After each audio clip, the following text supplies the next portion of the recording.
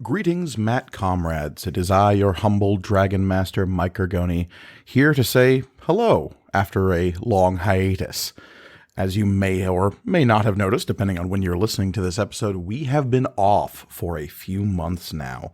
This is not originally as planned, unfortunately, due to a combination of rampant diseases, scheduling issues, and just overall life getting in the way. We were forced to take a couple of months off. But we are back.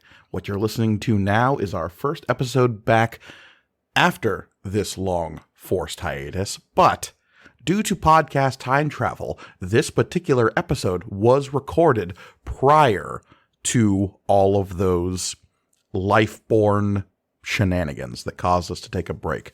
But it was never released because it may or may not end on a bit of a cliffhanger, and I thought it would be a little off-putting to release an episode that ends in such a fashion only to take a couple of months off in the interim. So, what you're hearing now is an episode that was recorded a couple of months ago, but it will be shortly followed up next week by an episode that has more recently been recorded. So, if you hear a little bit of things off, us making passing references to, a giant gap in time that occurred, that is why. Again, I apologize for the delay in the release of this episode, but I thought it would be prudent to release it in such a fashion that it was immediately followed up upon, rather than just letting that cliffhanger, spoiler alert, dangle in the wind for a couple of months. So, without further ado, I bring you to Material Components, Episode 61.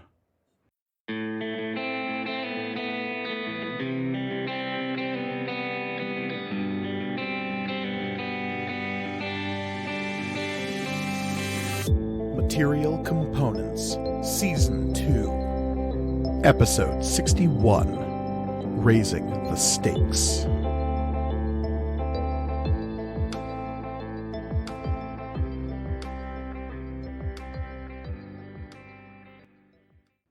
Greetings and welcome to Material Components, the actual play RPG show all about a galaxy of magic and the adventurers who live there.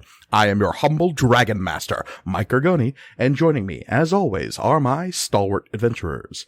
Hey, adventurers. Thanks for being here. Heck You're welcome. Yeah. Zip. Howdy. Hey, everybody. I'm Olivia, and I'll be playing Florina Bacalor. I'm Elliot, and I am playing Shay. I am Michael, and I am playing Oswald Octavian Theophilus III. And I'm Reed, and I'll be playing Amari. Indeed. And of course, before we begin today's session, I'd have to ask the same question I ask every time, and that is, Elliot, do you remember what happened last time? I do. So, we have had a meeting at a casino, a hotel. We didn't really realize it was a casino until later. And we decided to just go scope it out before the actual meeting to kind of figure out, entrances and exits, what the place was all about, and maybe have a little bit of fun. So we went back to the ship to freshen up a bit, change into some clothes for the folks who had gotten new wardrobes, and we headed over. And it turns out it is a casino. Called the Five Flames. Yeah. Yes. Doing great. Five Flames. Even got the number right? Mm-hmm. Yeah. It's a miracle. So we entered the Five Flames to just all the blinking and binging and boinging and banging of a casino. And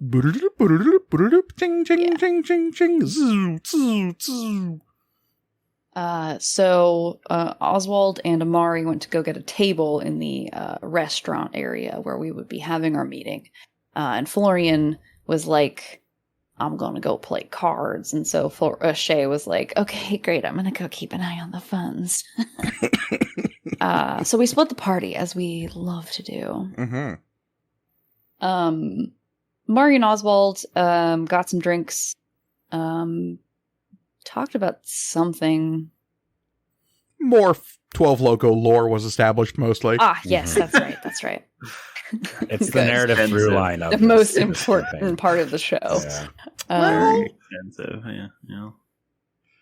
This winds up being and all about 12 Loco at the very end, Mike. It was all I'll be very happy. I honestly, I'd be okay with that. Mara is more 12 12 Loco than anything else. Let's just 12 does break into 3. Hmm. So stupid. And Florian went and played some cards. Some Queen's Court is the game of choice at the card tables. Until a squad of 3 folks came into the casino, made kind of a beeline for Florian. So Shay and Florian made their way to the restaurant with those people still following them. And got a table. And Florian, who is very direct, just sort of got up and went over to the bar and was like, "Hey, what's going on?" Well, wait. First, I tried to be very smooth and have a bathroom rendezvous with some this of is these true. people. Boy, Did go and bathroom stand in rendezvous with strangers is just what we're going with here, huh? You did go and stand in the bathroom for a couple minutes. That's true. I forgot. It's the about Oracle zero way. Yeah, it's... Tried to solve a bathroom puzzle with them. It's just a okay? different You kind just- of I- bathroom work. puzzle. Yeah. You know what? I thought I could solve it with my fists. I think you were hoping Bathroom for fists. a Mission Impossible Henry Cavill style bathroom I puzzle. mean, she always is. It's, Yeah. Who doesn't want that? It's But that's not true, what we got. Though actually, I assumed it would be more like the World's End scene that takes place in the bathroom. Damn, that's a funny movie. But that but didn't work Florian, out. Yeah, no, it didn't work out. But Florian just sort of went up and was like, "Hey, what's going on? What's the deal? What's the buzz? Tell me what's happening." And it seemed that earlier, a couple episodes ago, when Florian was not being direct, and tried to be like, "Hey, you want to have some guns fall off the ship?" It didn't go over super well. So another faction that we are very quickly learning there are various factions that we're going to have to deal with in this port city, came in the casino to confront Florian. And they were super nervous, though, because of another party in the restaurant.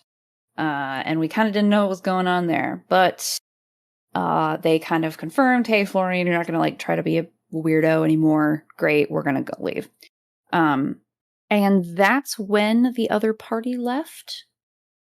Roughly the more same or time. less. Yeah. So you had 3 individuals follow you into the restaurant. They struck you as military, though whose military, you're not entirely sure. Yeah. You know you are in the Freehold Republic's space here, so it'd be a good guess to say that they're probably Freehold. Yeah.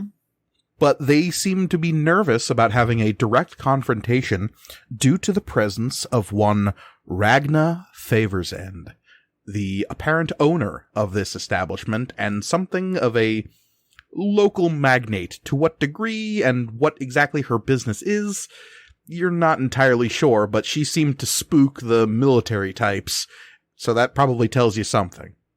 Yeah. Leastways, she identified one of the military types as a Captain Hughes.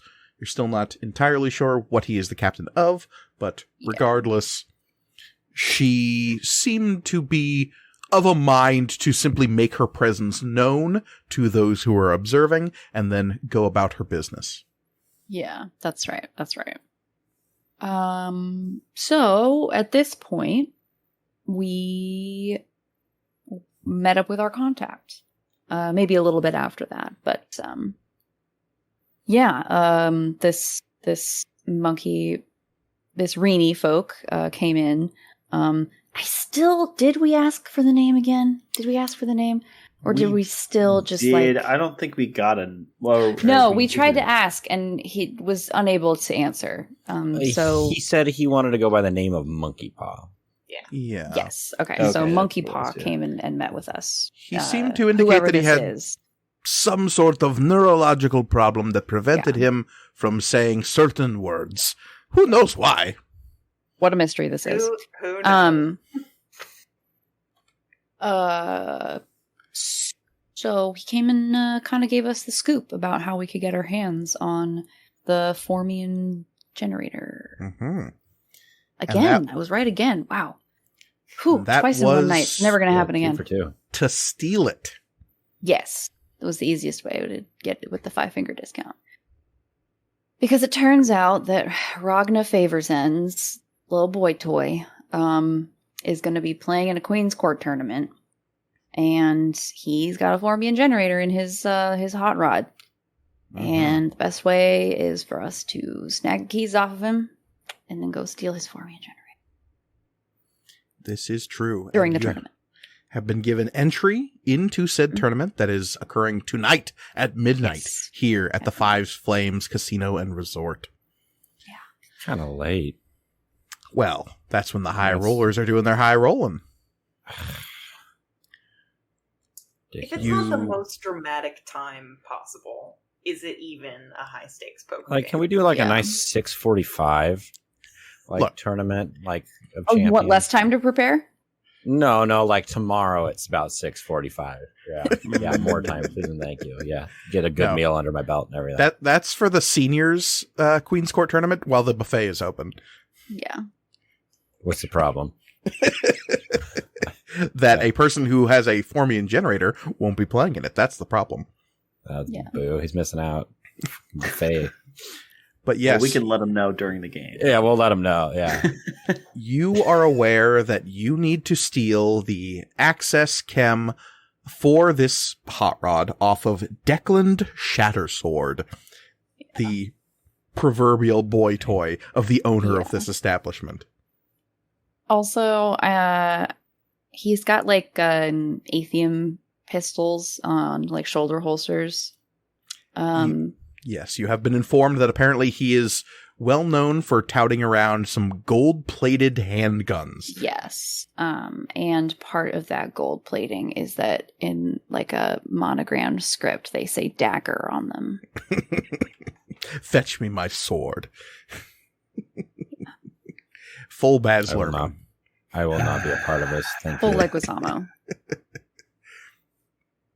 But yes, it appeared at the end of last session that you had determined that two of you would be focusing on the game itself, while the other two would be attempting to secure some kind of advantage by accessing the security systems of this place. Are We were there... certainly loosey-goosey about the specifics of what the other two were doing, you know? Because we don't know. Yeah. It's true. Like, So- I'm going to be... Hmm? Like, I'm going to be honest, I don't know where Shay would be most useful. I honestly don't know if it's in the game or if it's trying to fuck with the hotel systems.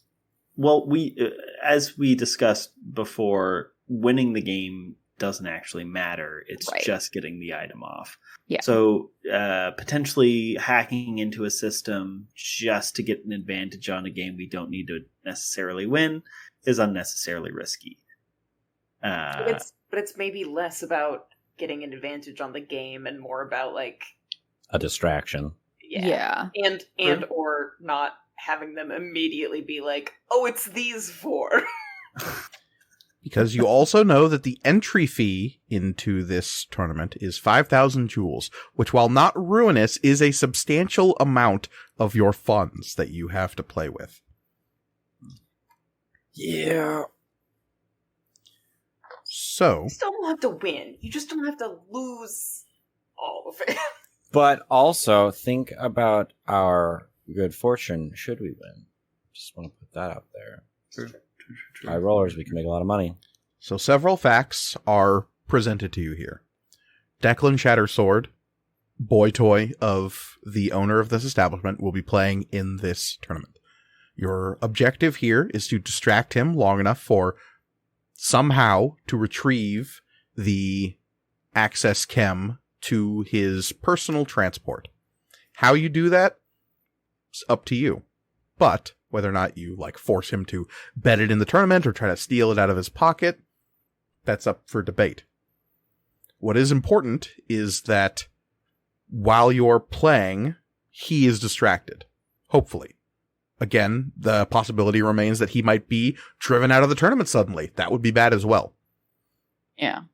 Now, Shay had brought up the idea of Shay going in a la Vesper in Casino Royale. Now, let me suggest something else. That exact same scenario, but Oswald.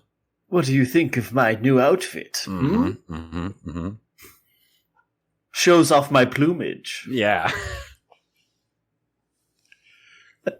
Thank you for yes-anding. I appreciate you. Yeah. So I guess Listen again. I don't. how I want to approach this is, as the clock strikes midnight here in the Five Flames Casino, please let me know where each member of Oracle Zero finds themselves. Give me a declarative statement about where you are as all of this is beginning. And we will start with Amari. Oh, lovely. Okay. So Amari is... How much time do we have before No time. this It's starts? midnight. It's midnight. Oh, shit. Where are you at Okay. midnight? I am scoping out the door, the entryway of this like high rollers, kind of like suite, trying to get a lay of the land, figure out like what best entrances and exits are, see if there's anything else you should be concerned about, cameras pointing towards the door, all that fun stuff. Okay. Trying to So be tactical. you are not the one playing in the tournament then? I think Florian should be playing in the tournament. So But- Amari is standing at the door to the suite in accompaniment to whomever is playing in this tournament. Mhm. And as we go around the table, I think we will slowly begin to whittle down who it might be who is sitting at that table. But it is not Amari, as per your statement right now. Shay, where are you at midnight? Shay is in the room. In the room where it happened? In the room where it's happening. So Shay is amongst the crowd here in the room of this, I wouldn't exactly call it a suite. It is a large open air room on the second floor balcony that overlooks the main casino floor. From this position, you can see there are still tons of people in the casino. There are still plenty of people over at the bar that has now also converted its main floor into a dance floor. There are lots of people up on this second story kind of ringed balcony with little alcove rooms off to either side where the higher stakes Queen's Court and Dragon Knuckle tables are. You are in the largest of those alcoves, mingling with a crowd that is also about to observe this very high stakes game that will consist of 5 players in total. One of which is one of your companions, one of which is Declan Shattersword. Oswald, where are you at midnight? Now, if we're going off of pure impulse, Oswald, have found myself in Declan Shattersword's room in the building, digging through his stuff. Okay. That took such a turn. Yeah. For real. Wow. For real, though. So somewhere in the Five Flames Resort, in a hotel room that you managed to find, you are now slowly closing the door behind you as you have found your way into Declan Shattersword's personal suite. Yes. Florian, where do you find yourself at midnight? Florian is right at the door. Has not entered yet. And is sort of, apologetically, arriving at the very last second to be let through, and is apologizing to the doorman. I've since changed out of the, super nondescript stuff that Florian picked up from Mr. Monkey Paw. I keep almost using his actual name. What actual name? He is Mr. Monkey Paw, as far as you know. Yep. It's Greg. Mhm, It's mhm. Greg. It's Greg. Yeah. And has like Greg is instead somebody else.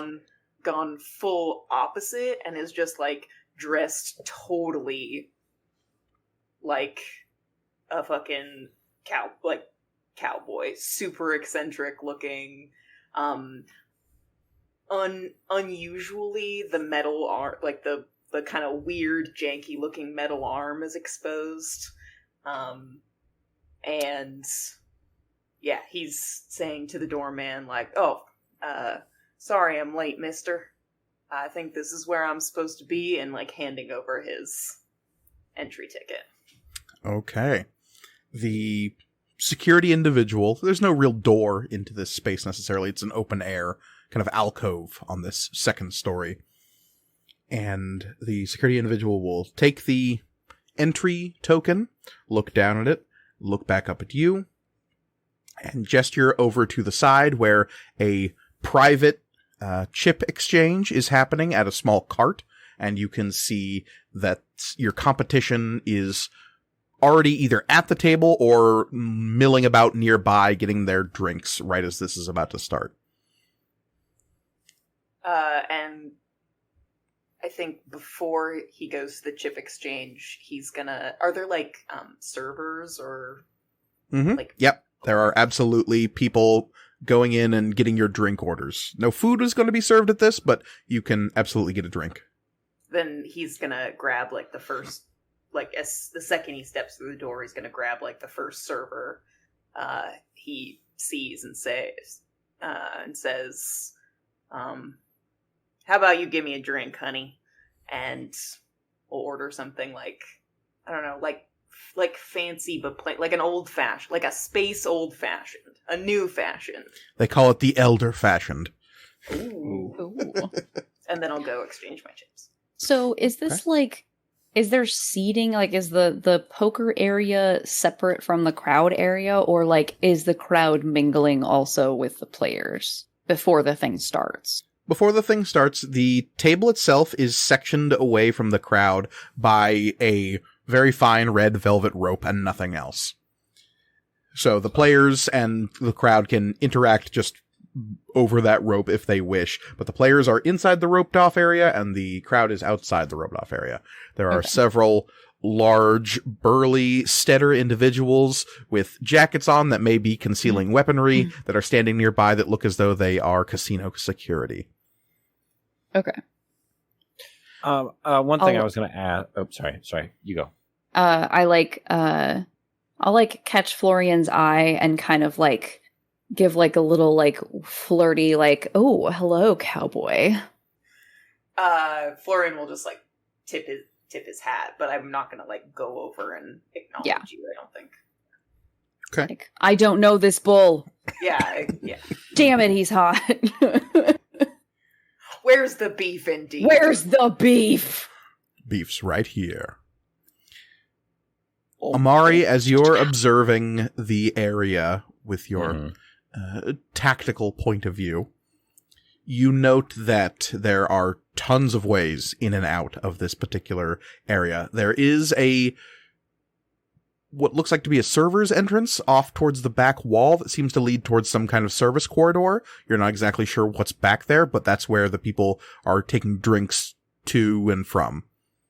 There is also an elevator on the exterior hallway to the south of where you are. To the north of where you are, the corridor stretches off and kind of curves around the large open space that this upper balcony rings to look down on the casino floor. Are there any visibly secure doors that people are potentially coming in and out of with security measures? You can see on the very north end of this circular balcony that you're standing on, there is an elevator that is marked private. And you know for a fact that the person with the chip exchange came out of that elevator. Okay. This room you are currently on the edge of, though, is very exposed, very open, and anyone can kind of come to and fro. Another question to follow that up. Noting the individuals that have visibly are carrying weapons like on their person. Was there any like signage saying that like, hey, like weapons aren't allowed here, or is this being a like I don't want to say unincorporated, but like non-empire and non like Dominion space? Is that like a thing that people are just allowed to do, or is this still a business and people can't just walk in and about go everywhere? You've literally seen no indication that people are being forced to surrender their weaponry here. And those of you who are those people you've observed wearing like long sleeve jackets of any kind, even loosely, are most likely to conceal firearms. Okay, cool. To this point, the big ass knife is strapped to Florian's hip. And Florian is not the only person who is entering this tournament who has a weapon visible on their person. There are 4 other individuals that you can see inside the play area. Very clearly, you see Declan Shattersword, that Midrian man with slick-backed, kind of like long-ish hair that comes down to the nape of his neck. He's got a large, wide-shouldered, loose kind of overcoat. Not overcoat, but like a jacket with its sleeves rolled up to the elbows. Very 80s kind of look to him. A bright kind of blue undershirt. You've been told that he wears shoulder holsters of some kind to conceal gold-plated firearms. He has a toothpick hanging out of the side of his mouth. Yeah, it's very Miami Vice. Mm-hmm. You see that there is a second Midrian individual who is, if anything, more like mid-90s to Declan Shattersword's mid-80s. He's got a loud shirt with geometric shapes on it. He has these bright pants with neon stripes that seem to be changing colors along the legs of him, like gamer lights for his pants. Oh my god. That is the natural evolution. And how else are people going to know you're a gamer? When he speaks, you can see that there's some kind of LED light that shines out from between his teeth, from inside of his mouth. Shit. Does he have like an underglow kit for his teeth? You have no idea. He's definitely got some modifications happening here. Okay, what do I have to roll to know exactly what that is? Gaudy. You don't need to roll. Okay. That's what that is.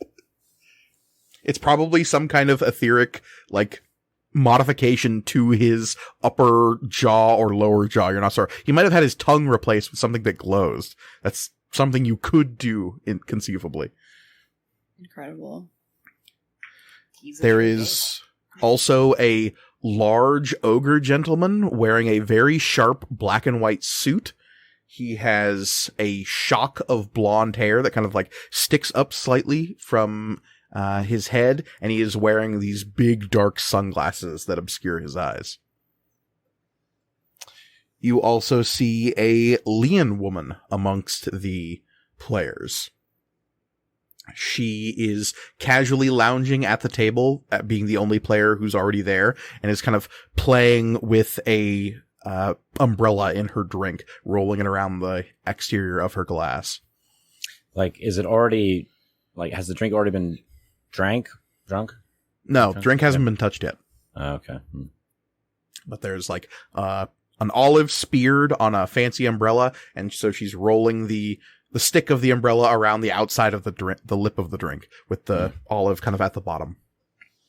And then there is Florian, this cowboy-looking cowboy. How rhinestone cowboy, though? It's not. It's not Rhinestone Cowboy. What are we even doing? I know, only because I don't think Florian owns that sort of stuff. Like, I think it's nice. Like, are we talking Davy Crockett? Are we talking like, Man in Black? Where are we at here? I mean, okay, so if the spectrum is Rhinestone Cowboy to Man with No Name, kind of where are we on there? I was literally just about to say Man with No Name. No, okay. He doesn't look scruffy. Right. Like the Man with No Name. But it's like more practical. Are we doing Butch Cassidy and the Sundance Kid? Yeah, that's kind of more what I'm. Go. Or are we shooting for So- big and rich? I don't know where we're at. Oh my god, we're not okay. Wait. I, Olivia, am shooting for big and rich. Always. Is that an affront to real cowboys? I don't know. Probably. It is. God. It is. I've seen them in concert twice. Ooh. I'm jealous. They probably put on a great show. Yeah. But okay. Shay, from your position, you see much as the same as Amari, though you're less focused on the tactical ins and outs of the scenario and more looking at the people that are in the crowd around the area.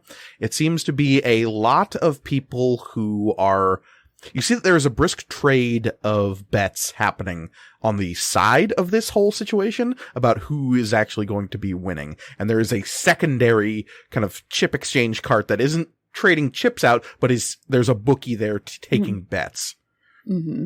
So everyone here seems to be engaging in bets on who's going to win. And the odds seem heavily in Declan Shattersword's favor. I see. This isn't being televised, is it? Like, I didn't accidentally crash the World Poker Tour, did I? If it is, they're not being very upfront about it. Okay, it's not like, okay, cool. There's not You're- like an announcer or whatever. No. Okay. You're being filmed because there is casino security here, and there is very clearly little nodules in the corners of almost any space you're in that are going to be recording devices that feed into the main security system. But there's no camera crew. Yeah, like Okay. fucking, whatchamacallit, that online betting isn't sponsoring this event or whatever. No, as far as you know, that's not the case. Fucking DraftKings or whatever. DraftKings, yeah. Oswald, you find yourself in a palatial suite that overlooks the beach. It is basically just like one really big room that is slightly divided by what appear to be transparent walls. So you can actually see the entire suite no matter where you are in the suite, but there are technically walls that divide the spaces. They just appear to be transparent at the moment. Okay, interesting. And so you can literally, the whole place, with the way the walls are set right now, is a balcony looking out over the beach and the horizon. Gotcha. There is a humongous circular bed off to your left. A couple of walls separate you and it. There is a large, what looks like a basin of some kind directly ahead of you. It's a big empty bowl in the space. You're not quite sure what purpose it serves. Mm-hmm. And again, off to your left, there is another space that appears to be some kind of like lounge area. There's a long, low couch and several large, squishy-looking chairs. And then directly to your right, there is clearly a very well-stocked wet bar. Okay. There is personal detritus littered across this room. There are many garments of clothing that you do not believe at first glance belong to Mr. Shattersword, but it's tough to say. People with their kind of physiology, who knows what they wear. No judgments coming from Oswald. But there's also just like clearly like rumpled suit coats and all sorts of random bric-a-brac scattered about the room. On the actual broad balcony that is beyond you, that looks out over the beach, you see that there are several chairs and also what appears to be a large stack of crates of some kind. You're not quite sure what's up with those. Okay. I imagine that I got in pretending to be some sort of custodial staff. So he has a little suit with an apron, maybe. Are you saying that is what you did to get in here? Yes, I'm Okay. saying that is what I did here. Okay. So you are, you have a little custodial coat. You also have a small little cart that you pushed into this space with custodial gear, and you may have smuggled some of your own personal effects into this space as well. Oh, sure, yeah. And so if you are making that fact, then we will be spending a void dice. I am fine with that. Okay. To let our listeners know how we'll be working through tonight's little heist is at any point the players may declare something as fact retroactively. That is normally the case of what they can do with experience points, but we're giving them a little bit more leeway for tonight's session, and they can declare larger, more, let us say, fantastical things in retrospect with the spending of a void dice. The more void dice they spend, the higher we go along a void track that I have in front of me here. And at certain points, when enough void dice have been spent, certain events will occur. Depending on how many get spent throughout the evening, things might get interesting. But our first void die has been spent. That puts 1 in the void pool. Woo! All right. Well, since I'm here, I might as well start picking things up / going through things. You know, it's a delicate balance of cleaning up, but also being nosy. You are actually going to be cleaning the room? Well, a little bit, of course. You know, somebody comes Now, in, I gotta That's actually. an interesting question. Given what we know about the state of any given Oswald's personal... But it has been established that Oswald's mess is systematic. This is true. This is It's true. by design. It's true. This is And- Will Graham voice. This is my. And if we assume that Oswald has gone deep undercover, he's assumed the role of the custodial staff and therefore has to play that role as well as he possibly can. Gotcha. Yeah. Is One might even call him some sort of funny butler. Yeah, you could say that.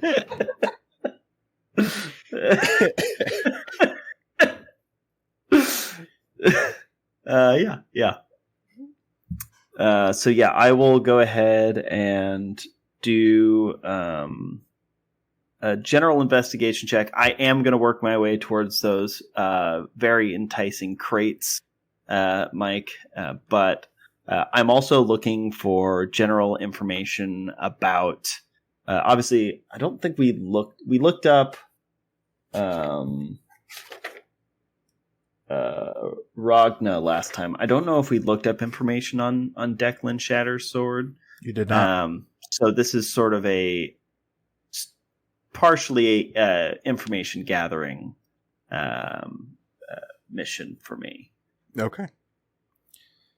Meanwhile, while you begin poking around there, and I'm assuming you're going to be putting together an investigation roll of some kind, so Yes. I'll cut away from you right briefly while you figure out that dice pool. Mhm.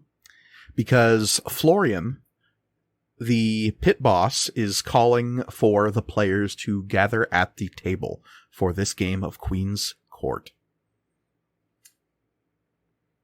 Do any of the players seem to know each other? It appears as though Declan Shattersword and the large ogre seem to have some kind of, at least like you witness them nod at each other as though there's some familiarity there. The others, it's tough to say.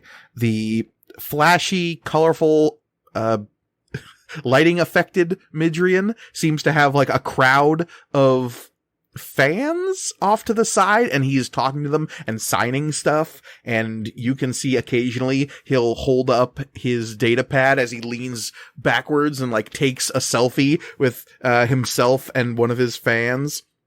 Quick cue, how much like Pete Davidson does this guy look?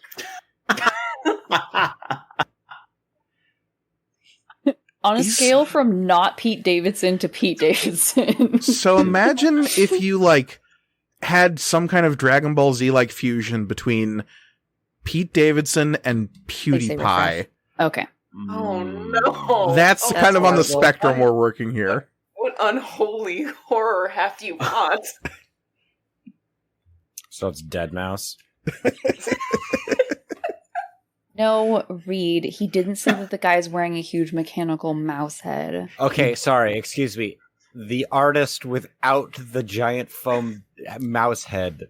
That's I not don't his real believe that head. exists. Yeah, I know. It's a figment of our imagination.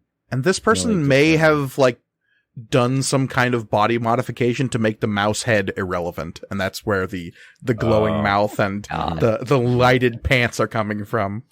Oh, no. boy. But yes, the pit boss is calling the players over, so that glowing individual is wrapping up his Fant interactions. Declan Shattersword is getting his drink.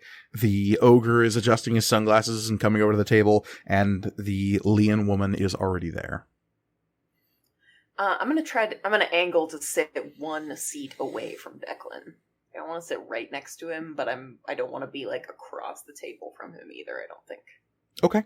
So you have the Leon woman separating you and Declan Shattersword. And I will kind of like again do a little hat tip and like go, ma'am, and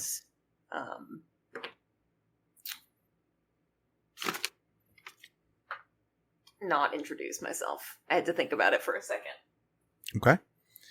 The pit boss will begin to explain.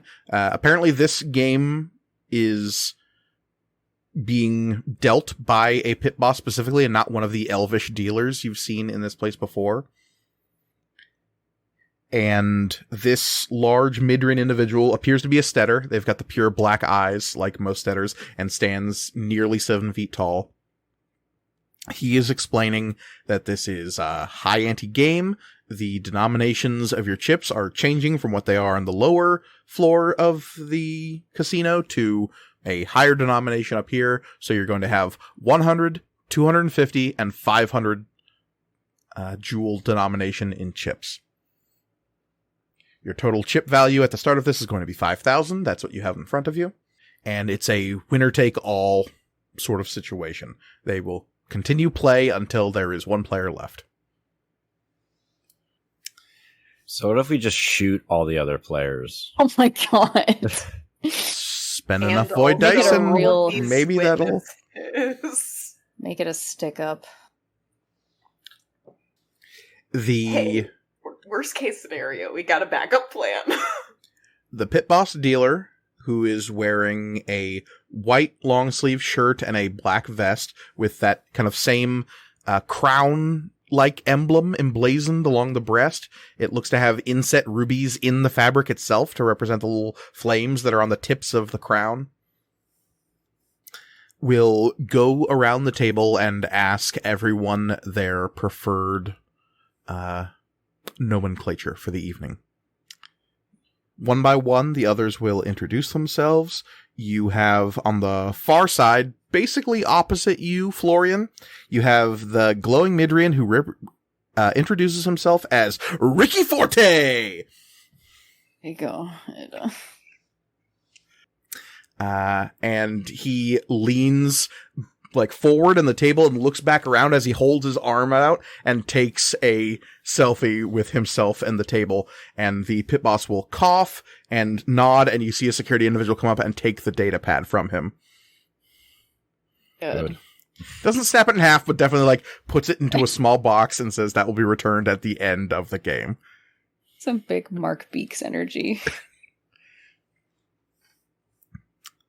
The ogre is introduced as, apparently he wants to just be called Shorts. This 9-foot tall, tawny-skinned ogre with the shock of blonde hair and the big black sunglasses. The big shorts. Attention, gamblers. You have, Declan just introduces himself as such. Then the Leon woman introduces herself as Talihania. Am I close enough to hear that? You could be close enough. If I had declared that I was. Yeah, you could. You have shuffled close enough to hear all these introductions. Easy enough. Okay. And when you hear that name, that kind of sets your... It's itchingly familiar. Like, why is that name familiar to you? Okay. have a D4 in knowledge. I know nothing. I know guns. Guns and mech. It's not like a super common Leon name, so just like the fact that it's nagging at the back of your mind, it's just like, ooh, you've heard that name before. You just don't know where. Interesting. Okay. And then finally, it gets over to you, Florian. How do you introduce yourself? I'm gonna just introduce myself as Florian. There's nothing to track there. Yeah. That's fine. So, when you introduce yourself as Florian, the pit boss will nod and will explain the rules of the game. It is just Queen's Court. Straight up. You know the rules of the game, everyone nods. The pit boss will still explain them regardless, just to keep everything on the board. But he will say that every round there is a 250, initial ante.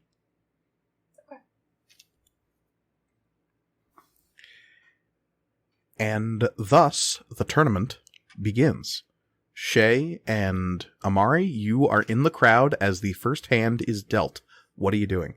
So I would like to... So I'm, right up at the front. I've, charmed and squeezed my way to the front, up towards, right up at the velvet ropes. Mm-hmm. And I would like to carefully reach out with my etheric senses. And I would like to get a vibe on this chem that we are looking for. I know it's small, so I kind of have, even though I can't, obviously see into people's pockets, I have an idea of what it should feel like. Because I know data chems. Sure, absolutely. Okay. So, okay. Reach out and touch eighth, I'm assuming? Yes. Reach out, touch eighth. Boom, boom, boom, boom, boom, boom, boom. Okay, so that's a D6 for carefully. That is a D8 for that skill. And I gotta be so careful about using Aether in this room. I know Amari's gun has some in it. Mm-hmm. Amari, you have your gun on you? Well... Oh, okay. Well, everybody else has guns. Yeah. Well, so here's I will add a void die to make a declarative statement that I went back and got my gun, seeing that there were other people around carrying open carry their weapons. Mm-hmm. Because if there's a shootout, I'm gonna need that. Anything else which gun, I guess? Oh, Peerless. Okay. You got your fancy, strange gun that you took off the body of a dead cyborg. Love it. Hey, they've got fancy gold-plated guns and shit like that. I can have my cyborg gun. As you've strolled around this casino with Peerless strapped to your back, it is a rifle, after all. Mm-hmm. No one has really made a fuss about it. If anything, you've been approached by interested collectors. Mm-hmm. So while you're up here, there are individuals who are looking at Peerless in a way of oh, I've never seen a weapon like that before. Mm-hmm. When you first entered this space, you were approached by a couple of these individuals, but the most notable of which was Declan Shattersword. He walked up to you and said, "Hey there, Declan Shattersword. I don't think I've seen you around here before." You haven't. Oh, well, I'm always happy to see new faces. That's some interesting hardware you've got there. Yeah, it's a custom job. Custom? Don't mind me asking, who did it for you? I'm always in the market for custom hardware. And he'll open up his own coat, and you see this large handgun, stupid large handgun, most people wouldn't have a handgun this big. Why not just have a large scatter shot or a rifle of some kind? Mm-hmm. And it is plated in gold. It has these veins of crimson aethite running down its length. So you see these veins of red crystal just kind of throbbing inside the gold. And you can tell that this is a gun that's been heavily modded. And he will like look at it just like, nice, right? Pretty sweet. Yeah, so who did yours? Oh no, I won this off a friend in a game. I have no idea, but I like the way it handles. Well, could you, would you mind if I took a look at it? Maybe some other time. Kind of on the clock right now. Oh, yeah? You here for business then? So to speak, yeah. Oh, well, maybe we can talk after the game then. If you're all about business, maybe I could convince you with a jewel or two to get a look at that butte there. Sounds like a plan. Sorry I didn't get your name. It's Greg. Greg, huh? Well, nice to meet you, Greg. Declan Shattersword. Mm. A classic Leon name. Yeah. Mm-hmm. Greg. Mm-hmm. I was raised by Avia, so. Should have introduced myself as Oswald Octavian Theophilus III. So that memory gives you a small itch in the small of your back where the gun rests as you watch as the players gather around the table. Mm-hmm. That puts us at 2, Mike. Just curious. Okay, cool. Our original declarative statements about where we were at weren't part of that. Okay, cool. That was my own. That was simply setting the scene. Cool. Yeah. If we're going to have any declarative statements about you bringing stuff into the situation, I will allow those, and then I will also maybe tack on a little bit of narrative intrigue to reestablish those facts. Cool. I like it. So what else? Well, can I kind of feel out anything else in here that's not attached to a greater system that like won't be fucked with if I just snag just one little itty bitty aether? There are plenty of sources of aether around you. Most of them are connected to the larger power grid of this place. There are plenty of personal sources of aether that you can kind of just sense around you. It's honestly a little overwhelming just how much aether is in this place. Yeah. But there are plenty of like personal like data pads and weapons and ostentatious headgear that probably has aether that you could take. Now, whether or not somebody will notice if their data pad suddenly goes dark, who knows? Most Take stuff. the RGBs out of Ricky's mouth. If you do that, he will die. It's true, which will be great It's for like- me I personally. hope so, yeah. Plugged into his nervous system. I'll say this: what you initially sense, there isn't enough to where you could take something and have it not be eventually noticeable from any one source. Okay. Yeah, I just want to add one more to my pool. So Okay. Alrighty, so I'm rolling 3d6 and 1d8. And this is going to be a challenging difficulty, so 15 is what we're looking for here. So you're trying to determine the exact location of the data chem in question. Yes. Okie dokie. So no critical fail. What do we call failures in this again? I like the name of it, so I like to say it. Oh, failing spectacularly? Yeah, no spectacular failures. But sure. 18. Okay, sorry, 18. I forgot how to do math. Again. A constant issue. Yeah. As you reach out and poke about with your etheric senses towards Declan, you are immediately aware of the bright spots of aether that are riding underneath each of his armpits. Those guns of his are very dangerous if your senses are any indication. The fact that he's just having those ride underneath his arms is a recipe for disaster. Yeah. So, again, in worst case scenario, I'm just going to gobble that right the fuck up. See, the thing that I'm actually curious about is he just a collector and has no idea how to use them? Or does he So actually fucking know funny. how to use them? Right? That's what would be You are also aware of his personal data pad in his front right pocket, and in his jacket left pocket, there is a small access chem. You think it is for activating some kind of transport. Okay. So that's front right pocket. Front left jacket pocket. Front Front left right jacket. pocket is personal data pad, like phone. Okay. Front left jacket. Front left jacket. Front left jacket. Front left jacket. That's Ricky Forte's new hit.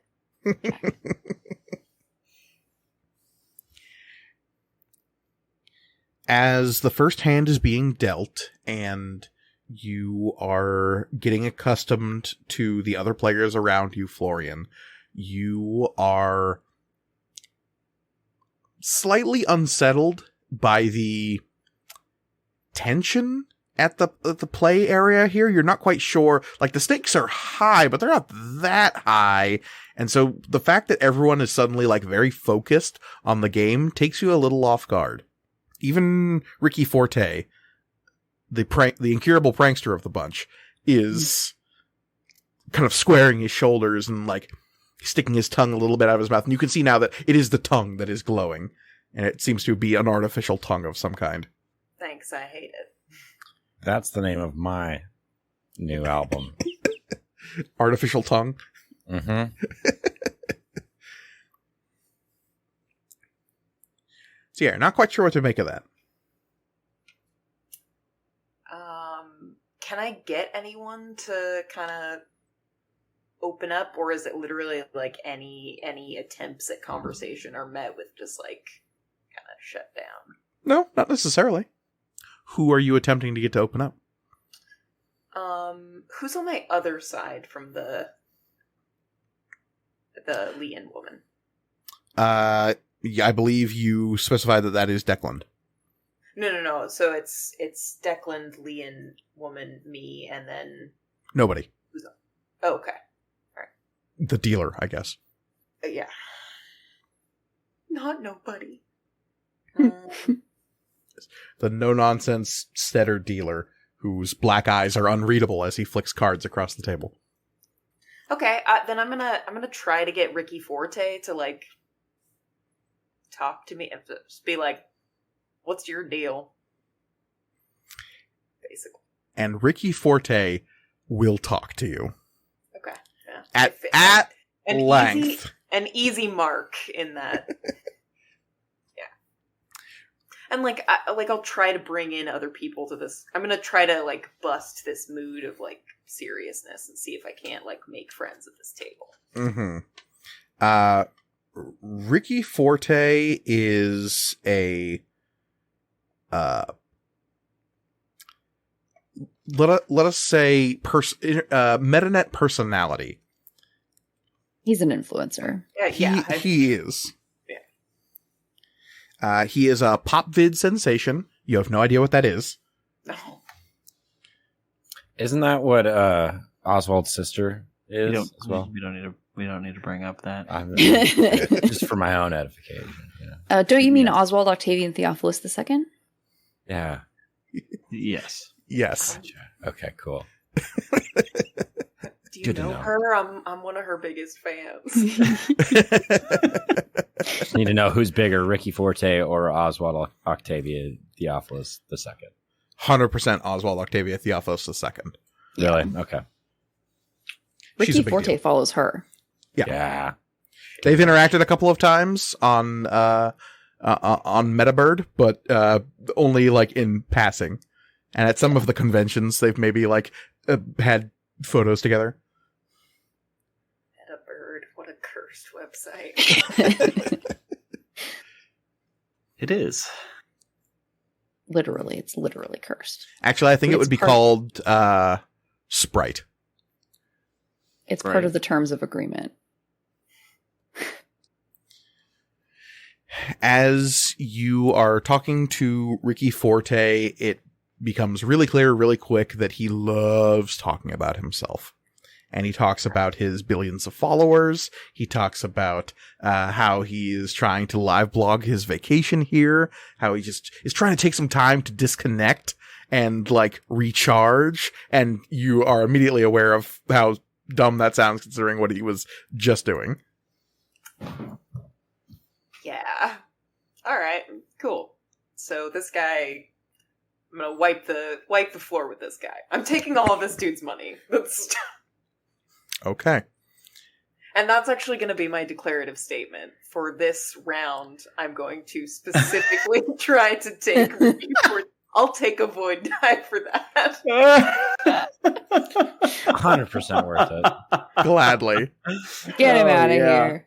Yeah. Fuck this guy. So over the course of the first round of play, you, in talking to Ricky Forte, are basically, it's not a trick. He knows what he's doing, but he's doing it in such a way that you're prompting these further and further extremes of his betting that any smart player would know, no, you're clearly being goaded into betting. Yeah. But Ricky Forte will say, I don't know about this. What do you think, Florian? You think I should go for it? Yeah, man. I mean, if you think you can handle it. Oh, Ricky Forte can handle it. Ricky Forte can always handle it. Okay, bud. Oof. I like that we heard that this guy has RGBs in his mouth, and we just were all immediately Just like ew.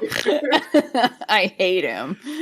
I mean, as someone who has a lot of RGB bullshit in their bedroom, I get it. Glowy things are fun, but like, dude. Like, when it's your whole personality. Yeah. And he will click his tongue a few times, and every time he does that, you can see that the color changes. Odd. And yeah, eventually there'll be a hand where he just goes, you know what? Go big or go home. And if I go big right now, I ain't going home. I still got a full week at this place. And he pushes all of his chips in. YOLO. I don't know what that means. What does that mean? Florian, tell me what that means. Wow, Florian, that's so vintage. Florian's like, I don't actually know what it means. I've just heard someone say it. That's good. Yeah, just say things. Florian, that's so vintage. The Leon woman is incredibly amused by the clear destruction of this younger Midrian person that you are creating in this space. There's definitely a half smile from Declan Shattersword as well as he recognizes what he's doing. The ogre is completely unreadable. Okay. Oswald. Yes?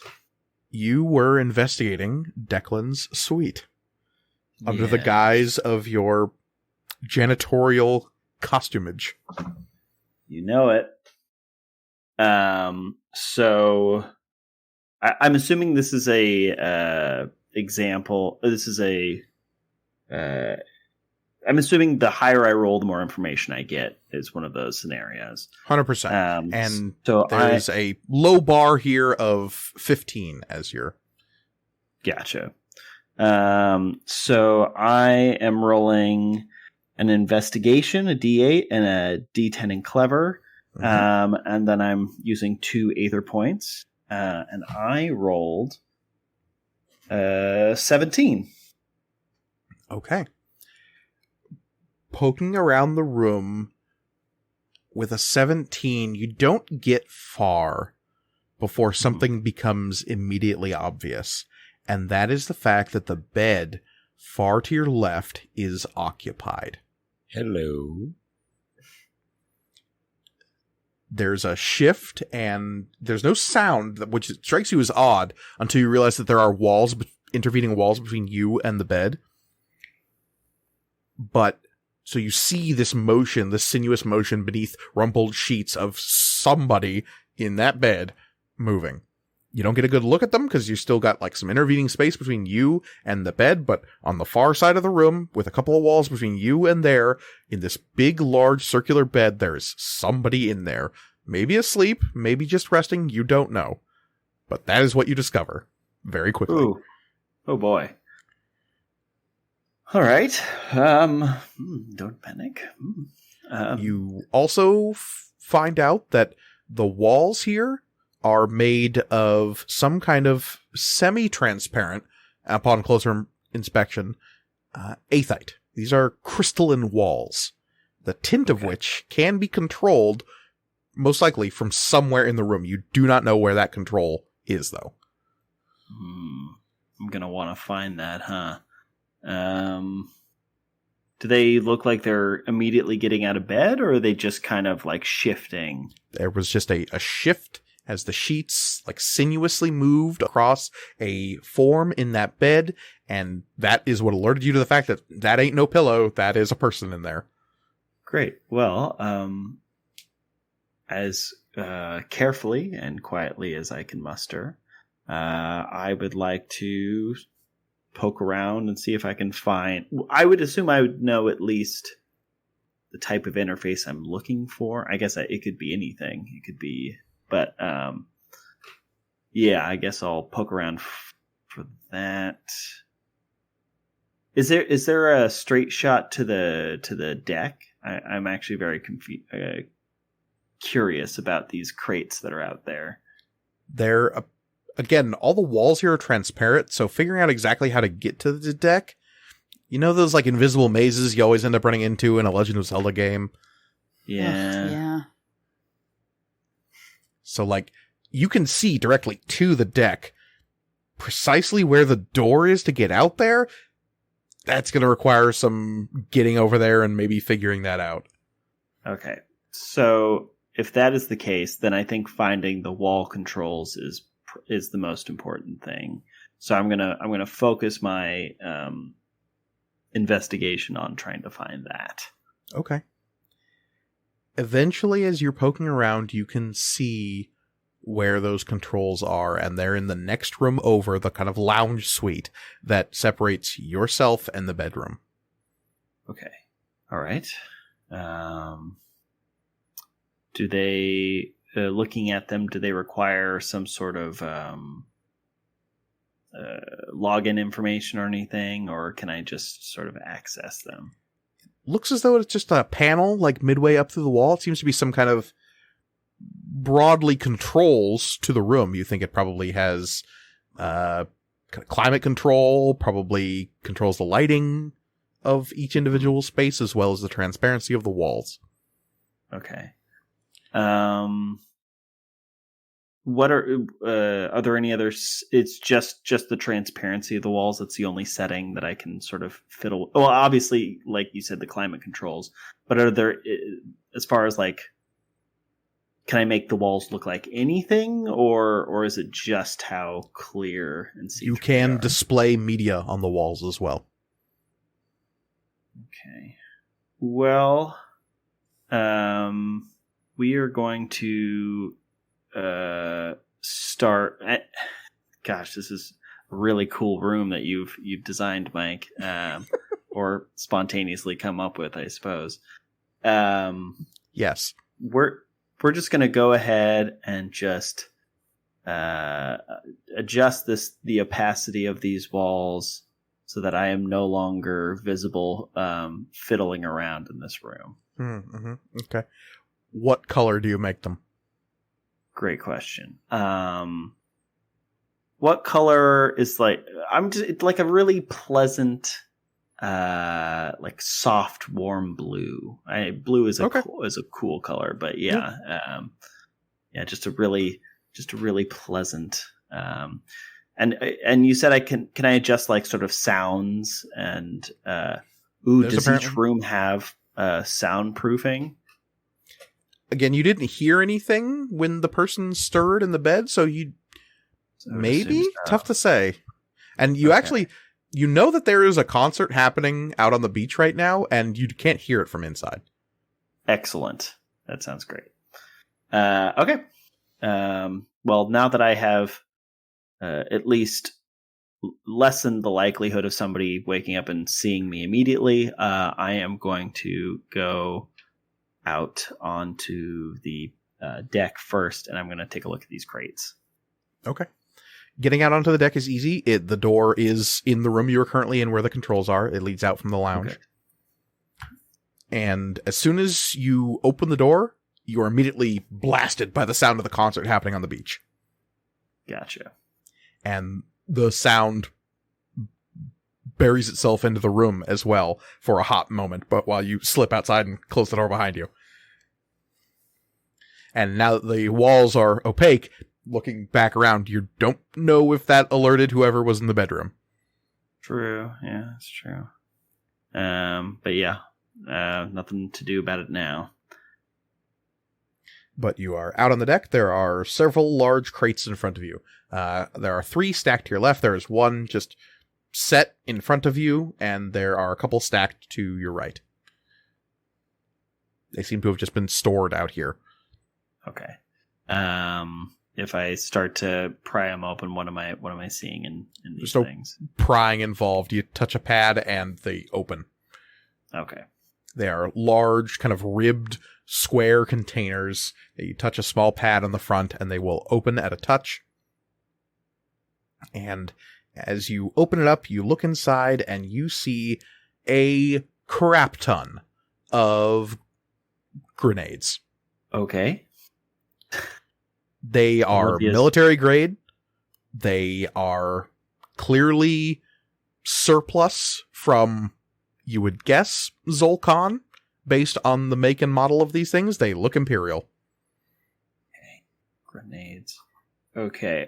And that's all 3 boxes, just a bunch of grenades. Nope, that was just the first one. All right. Well, we know what's in the first one. Let's see what's in box number 2. Box number 2 is a longer rectangular box. Open up. It is a shoulder-mounted shard launcher. Think bazooka. A fucking javelin. Oh, shit. What is this guy? Some sort of arms dealer? I mean, yeah, Yeah. Okay. And box number 3, what do we got? Box number 3 appears to be large, what appear to be containment units of some kind, and each one has a biohazard symbol on it.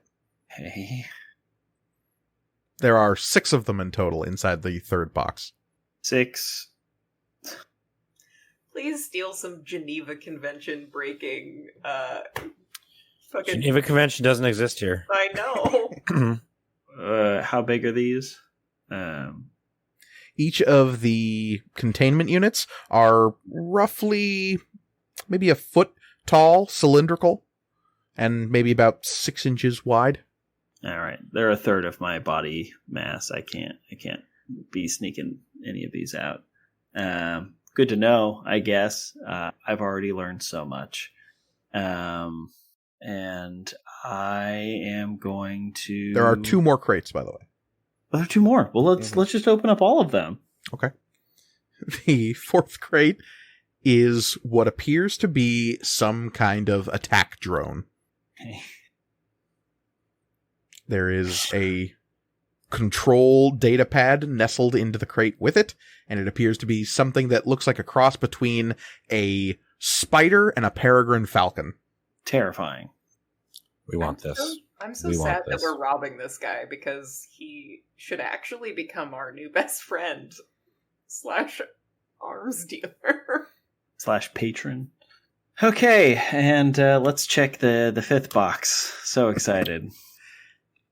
The last box does not open at your touch. Yeah.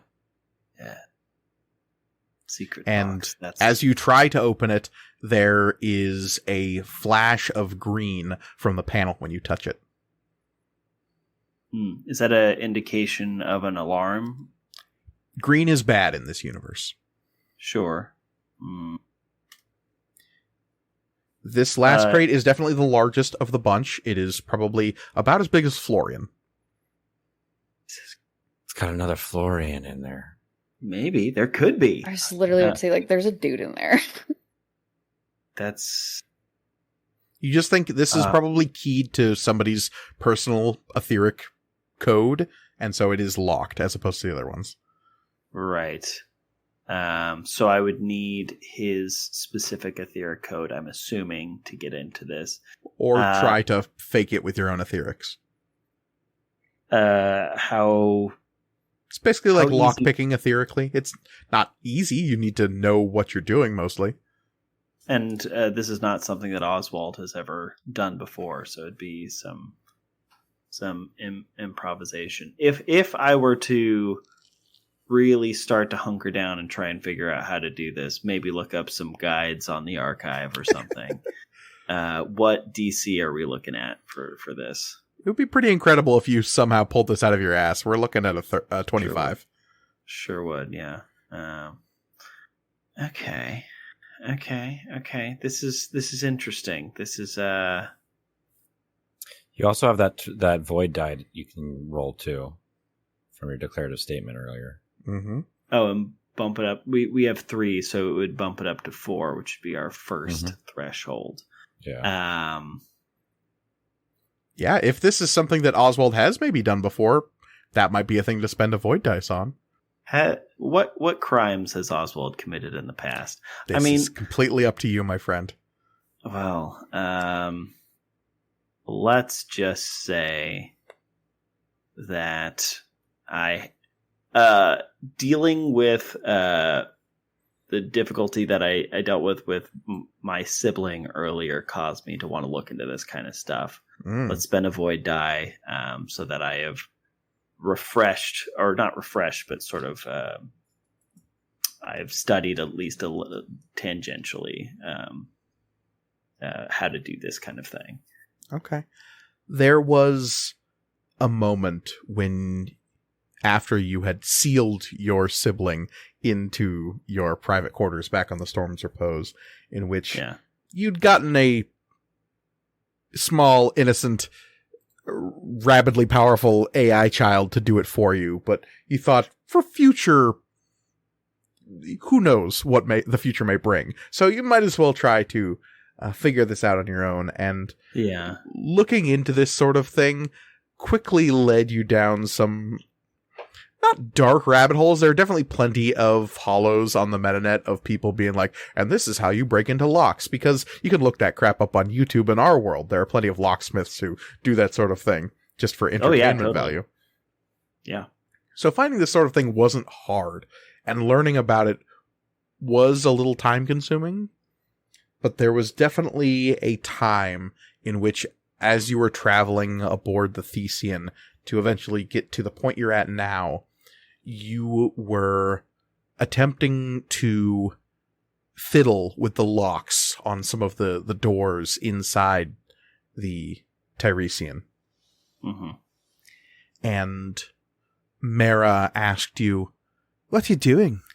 I am just, well, I felt bad the other day. I asked you to do something for me, and, well, if I'm going to be perfectly honest, Mara, you are very talented and very skilled, and thank you.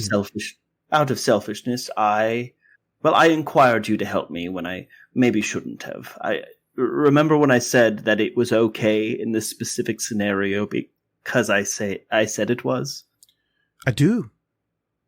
Well, I don't know if that is actually the case, and I just want to be honest with you. So instead of risking your safety by asking you to do something like that again, I'm trying to teach myself how to do it. It's complicated, to say the least. Oh. So in order to prevent somebody else from putting themselves in harm's way, you're teaching yourself new skills. Yes. I would rather something happen to me than happen to you. Fascinating. I believe this is what is called selflessness. I suppose it is, although it's best not to think too much about yourself as being selfless, because then it starts to be veer into the selfishness. It's complicated. I was uncertain about the idiom in this particular instance, yes. Yes, well, I suppose you could at least give me some pointers, if you wouldn't mind. Oh, gladly. And she does. And so those pointers of Mara telling you about how you can wiggle your etheric signature about in such a way is now coming to the surface as you're fiddling with this locked crate. When you do finally open it, you are confronted with something both shocking, upsetting, and somewhat unfortunate, given who is currently sitting at the table with Declan Shattersword. As you stare down at the ceremonial taro armor in this crate that probably once belonged to a religious figure of one stripe or another. Okay. Meanwhile, back at the game, we have 4 void dice in the void pool.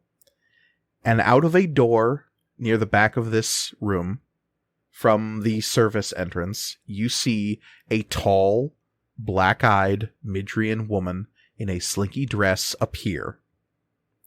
She walks straight out of the swinging back door, and Ragna Favors End begins to observe the game personally. She will walk around and seems completely to disregard the red rope and will slink up next to Declan and place a possessive hand on his shoulder just as the last of Ricky Forte's money is being shoveled towards Florian and some of the other players at the table. She will stare with her similarly black eyes evenly across the other players and smile and say, "I hope you're all having a good evening." And the other players will nod courteously towards her. Florian? Okay, yeah, me too. I was gonna be like, does nobody else acknowledge her? Yeah, I'll, yeah, thank you, ma'am. Polite Do but not nondescript. let I'm not gonna Declan try bully you too much. to bully. And I'm she gonna. her gaze will turn towards you, and her smile will deepen. No, wait. That wasn't in a southern accent. Oh, that happens regardless of whether or not you make a joke. Oh God. Okay. Yeah, I'm just gonna I'm gonna try to play it cool, and Florian gives her like as charming of a smile as I can do, and like under the circumstances, and just kind of Okay. deferentially nod to her again. As Miss Favors End has now entered the proceedings, Amari, Shay, what are you doing? Exactly. I'm still kind of taken aback by almost calling the contents of that chest a little bit. Just like, oh my God. But no, Amari has slowly like made his way around the room over towards that elevator and just am like posted up near it, watching people going in and out. The public one or the private one? The private one. Okay. That is away from the game, just so you know. It is... How far away from the game? Maybe 100 feet. Damn. Okay, I thought it was closer. Shit. Yeah, there's the private door that's right next to the table that leads back into a service corridor, and then there's the elevator that the chip cashiers have been using that is kind of out along the balcony away from the table where the game is happening. Oh, okay. That's the one I meant to go to. That's okay. A closer, right? Yes, absolutely. The private that is one. the door yeah. that Miss Favors End just came out of. Yep. I want to go make my way towards that. Please and thank you. Yeah. Standing nearby there, you're It's like standing near the back room of a restaurant. Like there are workers who are going to pass by you who are going to give you looks. No one's going to say anything because you're a customer apparently, but there's definitely like people who know that you're there. Yeah, that's fine. And there's definitely a moment where the security will glance at you, but then when you don't make a move to go in there, they'll kind of turn back and keep surveying the crowd. Mm-hmm. Perfect. Okay. Shay? What am I doing? Kind of wish Amari hadn't walked over there, but Come hang out. Just come over here. I'm just on the other side of the room. We have intercoms too. We have communications between each other, right? Are people able to? Yeah, that actually brings about a valid point. Yeah. Are people able to communicate at all while at the table or in the room? I'll say you've all via got like intercoms? you can talk, but whether or not you're being observed while you're talking, it depends on where you are. yeah. Right. If Florian just starts mumbling to himself at this Queen's Court table, it might draw some attention. Sure. I do think I'm gonna like text Amari saying that I'm just gonna say Ricky Forte's new hit, front left jacket. yeah. I'll send him a link to Ricky Forte's new hit, front left jacket pocket. Okay. No, what I'll do it in you know how I'm not sure how clocks work here, if there was ever an analog clock, if that's still some sort of designation. But like Yeah, because sundials are what start it, and then they turn into a clock. right. So I will say 9 o'clock pocket. 9 o'clock pocket. Okay. Amari Am I immediately facing? looks to his own 9 o'clock. It's a wall there. No, yeah. Like, I'll just respond with mine or his. His. Okay, cool. Got it. Yeah, and it's not in your pocket yet. No, it's not in your pocket yet. well, no, I'm just like His me, like, right or- yeah, Amari's I right. don't know specifically if I'm facing him, if I'm behind him, or like, I just want to know who's 9 o'clock, which is great. His 9 o'clock. No, and Shay says, it's not in your pocket yet. I'm not that good.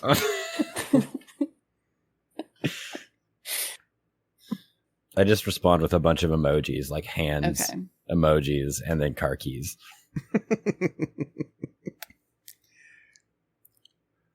Florian, there are 4 players left at the table, but Miss Favor's End is now observing the proceedings from very, very close. I'm just gonna trust that everyone else has this in hand, and I'm just gonna keep playing, and I'm gonna try to avoid like without completely changing the kind of like, you know, trying to get people to open up and chat and be like friendly at the table. I'm gonna like try to stay under her radar at the same time without like just completely shutting down. So I'm still talking to people, but it's definitely like Okay. no antics like with Yeah, and it seems like the other players at the table probably wouldn't fall for that sort of thing. Yeah. The Leon woman who introduced herself as Talihania is definitely the most talkative of who are left, but Declan is most certainly willing to carry on a conversation, especially when prompted by Miss Favor's End, because she is engaging in the conversation you're having now as well. Okay. And nobody is about to tell her otherwise. For sure. So there are definitely a couple of leading questions from her about people's backgrounds, where they're from, what brings them here. Was going to ask that. Florian is going to be like as vague as possible without being like outwardly he's not going to evade any questions, but is definitely going to, like, from the Eastern Reach, I'm basically going to imply that, like, I am involved in, like, some sort of, I'm not the son of Womack, but I'm involved in, like, one of those type of companies. Like, Okay. Some kind of corporate interest. Yeah, involved in some sort of corporate interest out in the far reaches of the Eastern Reach, and I will be a little, like, wink wink nudge nudge about what exactly my involvement is, but You get a crosswise comment from Declan that is along the lines of, lots of space to play around out there in the East these days.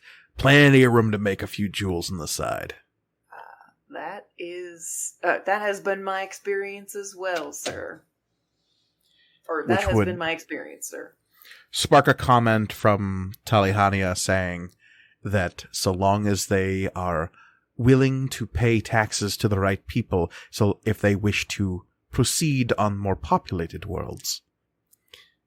And that sparks a question from Miss Favor's End, which leads you down a trail that seems to imply that Miss Hania is a representative, or at least is somehow connected to the hegemony.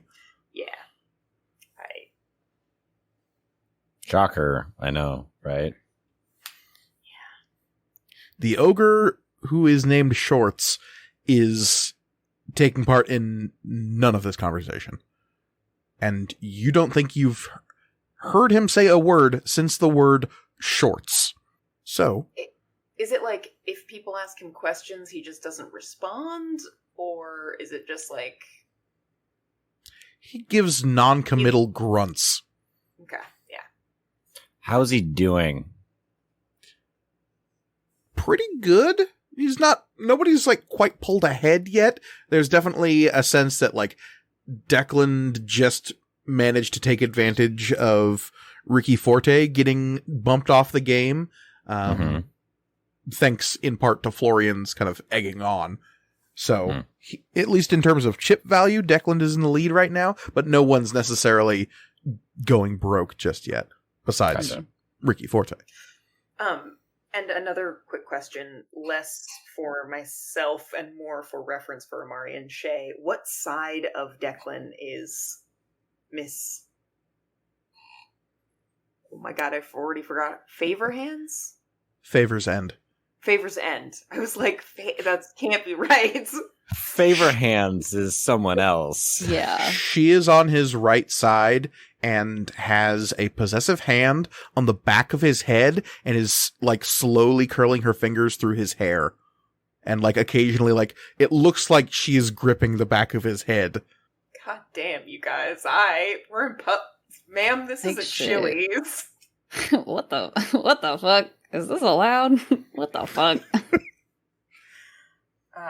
That's awesome. And he is just trying to, like, laugh and play it off like, this is totally normal. He's in trouble. Blink twice if you need help. God, like, God. Okay. Oswald. Yes. You stare down at a ceremonial set of Taro armor. Uh-huh. It is unfortunate that you recognize its make. Not unfortunate because of the knowledge you possess. That is something you are quite proud of most days. True. It is unfortunate because recognizing this armor is to recognize something that helped start the shattering. This is Zealot armor. Zealots are a type of warrior created by the Dominion to counter the most dangerous weapon in the Empire's arsenal, the Magus. Now, as opposed to the Imperial Magus, these demigods with unbelievable powers to wipe out entire worlds, Zealots were something similar in the service of the Minos Dominion, but they didn't quite have the staying power of a magus. They were used up and burnt out, and they went out in a blaze of glory most of the time. Mhm. And in fact, it was one of these types of soldiers that killed the Empress of the Canis Empire and started the Shattering. Okay. It is armor like this that empowers those individuals for a short amount of time with unbelievable etheric potential. Okay. The fact that it's just sitting here, you've basically opened a nuclear bomb. Oh. Just going to slowly just... I'm going to take a picture, and then I'm just going to slowly just close that very carefully. I like the image of Oswald lowering the lid and then lifting it up really quick to take a Hold on. picture. Very important, yes. Oh shit, I forgot something. Yeah, you know there's more to it than just the armor. You don't know the entirety of the ins and outs of what it takes to make a zealot, but the armor is a part of it. And it's very distinctive. It is this very draconic looking helm that would fit over a bovine head. It is these like large swirling gold and crimson pauldrons over a suit of what looks kind of like power armor. And you know that the armor itself would be powered by rods of pure, unfiltered aethium, so like raw radioactive metals, basically like jamming plutonium into the Iron Man suit. Gotcha. So Oswald, Christmas is coming up if you are looking for gift ideas. Where am I going to stuff this? And that thought immediately makes you glance back at the previous box with the biohazard containment silos in them. That makes sense. Good to know. I assume some have gone missing throughout the destruction of the Dominion. A lot of stuff has gone missing throughout the destruction of the Dominion. This is post-Cold War, like, breakaway Soviet Republic wholesale stuff. Jesus, this is some heavy duty shit. Okay. Can I message Amari? For one, I think Ragna might be here because somebody's in his bed. Mm-hmm. You're just texting me, or you're calling? Well, me? I'm not gonna text. Can I try to use cryptography to send? I want to send. I want to send a message to Amari about what I found, without it setting off any sort of alarms from people who may or may not be paying attention to comms in this building. If that makes any sense. Just do it with emojis. It Do does. it with emojis? Yeah. Cryptography, technically. Yeah. The act of creating and deciphering. Wide-eyed emoji, mushroom cloud emoji, Suit of armor Minotaur emoji. suit of armor emoji. Dragon emoji? Dragon It could emoji. be anything. Dragon plus bowl. Yeah. I guess I could just be. I don't know how. Yeah, I guess I could be vague about it, but this seems like something Amari should know about. And I guess, yeah, how would you send that? Is it to his private data pad, or are you trying to... Yeah, I guess it would be his private data pad. Seeing as that's how... I don't know if that's how we agreed to communicate. Yeah. If somebody's able to monitor those, you're in way deeper shit than you had initially thought. Very true. Yeah, I'm going to inform Amari as to what I have found at his domicile. Okay. So, Amari, you are informed that it is possible that Ragna Favorsend is inside Declan Shattersword's room. You know that one's not true. But also that Zealot armor has been found on the premises. And you have seen firsthand what those things are capable of. And it's not good. Yeah. Basically, I don't know if I can respond back, just like, you need to go. Be not there. Thank you. I will message back. Need to find where his ship is, then I'll leave. Yeah. I'll also like respond back saying that Ragna is here. Who is there? No idea. You should go find out. You should just go, just kind of peek your little bird face around the corner and just see if you can just. We saw the two of them with a third person who was also part of their little, like, coterie. Yeah. But That's true. what if it's even better? What if it's like Oswald Octavian Theophilus II? Whoa. Just what if? Don't know how that would work for Anything's possible with the power of void dice. Mhm. Actually, Yeah. if it is, that would be excellent blackmail. This is a great idea. All right. Hey, go get some dirt. Jeez. You don't know who's in there. It Yeah. might benefit us. I'm going to, just leave. Close that back up. Let's not worry about it too much. I'm very worried, and then I guess I'll try and make my way back inside as quickly and quietly as possible. I know there will be some sound that'll come in, but, I'll do my best. Okay. So you open up the door and get in as quick as you can. And as the door is closing, you hear a voice from the other room say, Declan, is that you? Florian, Yes.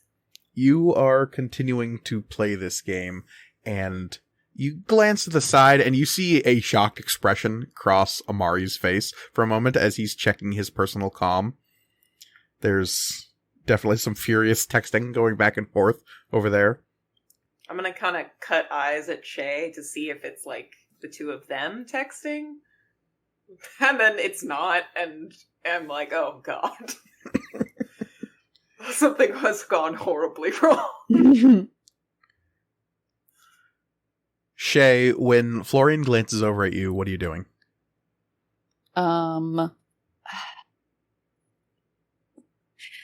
I don't know. I don't know what to do. Just chilling? Yeah, I'm very chill right now. Very chill. I'm cool. I'm chill. I'm hip. I'm cool. Because, like, I think, like, as soon as Ragna walked in, Shay was like, I'm gonna get my cursed hands past that lady. I think Shay is just staring at Declan very intensely. And as you do, there's a moment between hands as the cards are being shuffled back up when Declan will glance up and make eye contact with you. And what does your expression look like when he glances up and locks eyes with you? I think that it passes off as like a, oh my gosh, he's looking at me, because it's like Shay is very flustered in that moment because they've been staring at him trying to work out how to fucking grab these stupid keys that they're not expecting him to look over.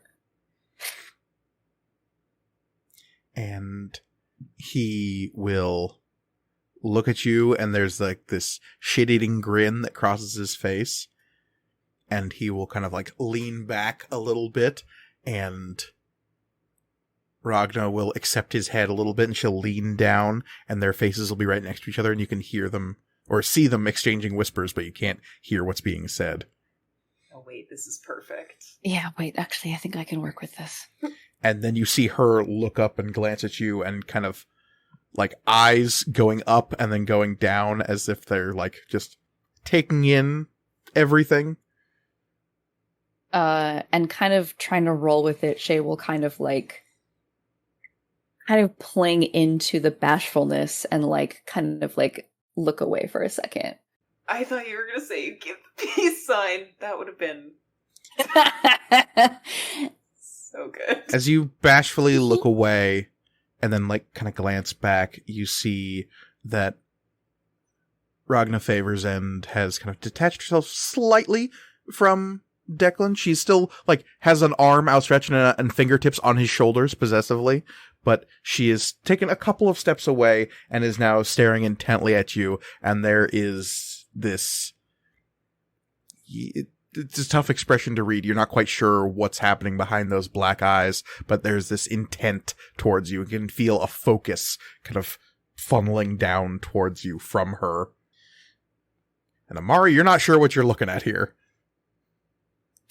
Yeah, I have no idea. I've watched a bunch of people just look at each other a whole bunch and say absolutely nothing. I don't know what's happening here. Was this a Sergio Leone film? Yeah.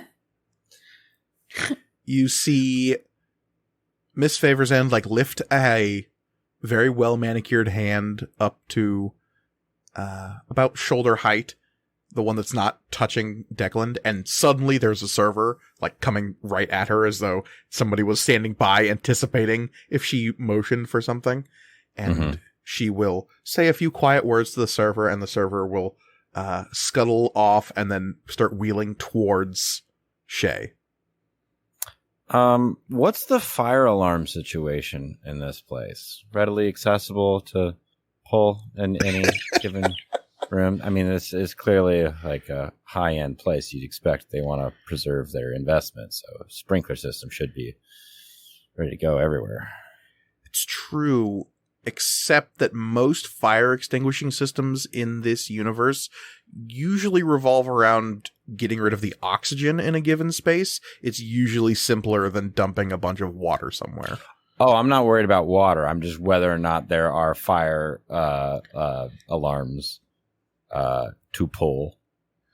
No, not necessarily. It's more about heat detection and not about smoke detection. So there's no convenient little hand. lever to pull, no. This fucking universe sucks. God damn it. You assume there's probably controls for that sort of thing somewhere, but there is no big white lever conveniently on the walls nearby. Damn it. That's a safety hazard, honestly. They'll be hearing about that from for Space a place OSHA. that just allows open carry of weapons. You're worried about the fire suppression systems. Hey, Yep. A place called the Five Flames should have it. Okay. Question. Is the balcony visible from where we're at? Mhm. I'm guessing I would be underneath it at this point. So Next. there is the main floor of the casino.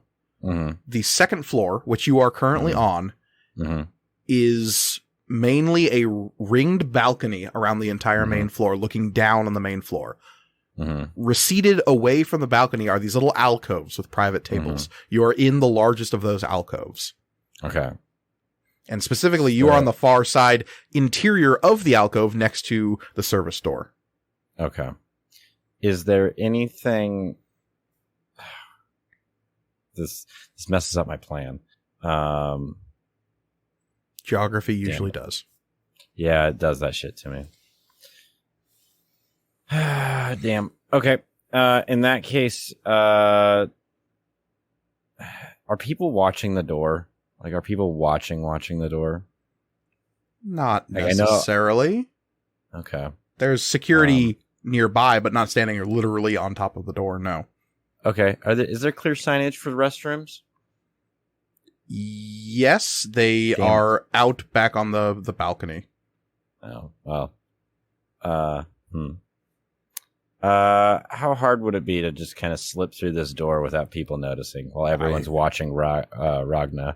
I think the dice usually adjudicate these sorts of things. Yeah. Yep. This definitely sounds like some kind of Covert ops. and I think so- swift or quiet are what we're looking for here in terms of tactics. Yeah, like Maybe careful. Something like my talent being like a spooky shadow. That sounds like a very good talent. Yeah, have. yeah. Let's see here. And careful, swiftly, quietly. I think I'm trying to be quiet in this instant. That's probably very good. Yeah, let's go We've got a D8 and a D6 here. That D12 I got from my declarative statement for that void die. I can use that anytime I want, right? Correct. Okay, I will throw that on there as well. Using that doesn't add to our count, right? Okay, cool. Fantastic. And why not let's throw an Aether die on there as well. So I've got another D6 there. It'd be incredible if you could slip in here unseen. So 25 is what we're looking for here. 25. Can I even get to that? That's 20 and 12. So 32 is my maximum. Could get. That's a 12, 16, 21. Fuck. 23. Oh no. Oh no. Oh no. It's broken. There's an easy way to... Yeah. Adding this void die, if I choose to use a void die on this, again, doesn't add to the declarative statement counter, right? It's all the same pool, baby. What the fuck? Yeah, I mean, sure, why not? You're accepting the shortcut of the void, and there will be consequences. Okay. And that's a 6 on that. So All right, that gets us there. So yeah, there is a moment 29. that you see open up in front of you as all the attention of the service staff is focused on Miss Favor's end as she makes a gesture and says a few words. And in that moment, you take the opportunity to just take a couple of quick steps backwards through the swinging door, and suddenly you are in an access hallway, and no one appears to be the wiser. Perfect. Shay, you have a server approach you and ask you for your drink order, compliments of the lady of the house. My gosh.